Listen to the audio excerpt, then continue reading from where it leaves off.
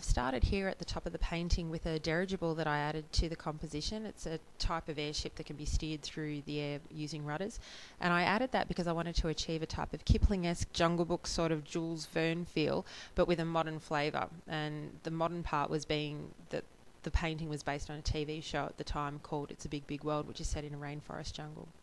I added some more cores to the painting to achieve depth and perspective and add a sense of inquiry for sort of what lies beyond the rest of the picture. I've included lots of different insects and different animals, and I also tried to create little characters in some of the animals and insects so that you've got a character to basically interact with. It's not just a flat butterfly, like this green one's more of a flat butterfly, but the yellow one that you just saw before it was sort of looking at you. And those sort of little quirks or elements to characterization that I added was so that there was more interaction from my children, or from my son in particular, who was looking and creating stories from the wall. That's the top of the tree house. So it was basically painted so you're on top of a tree house looking out over the top of the jungle canopies, and wherever the bed was sat was supposed to look like you were on top of that landing. I also tried not to make the animals and insects too realistic.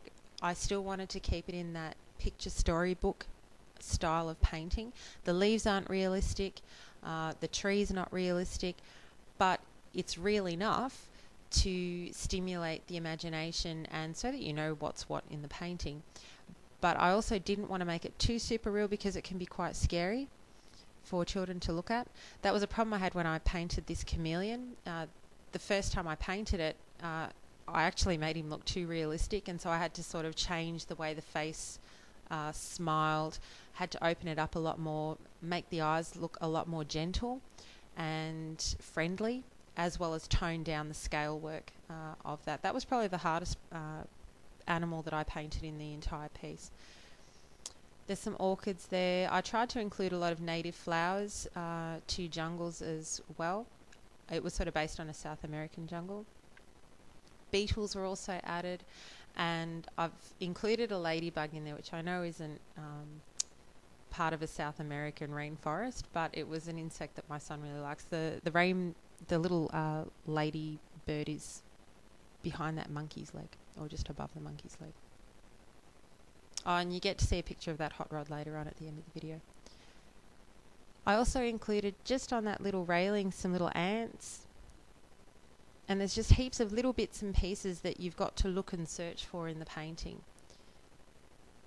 Some dragonflies, and then as it sort of fades out, you can see the top part of the sort of pinnacle of that tree and all the other, I suppose, parasitic plants that grow on top of the main tree itself.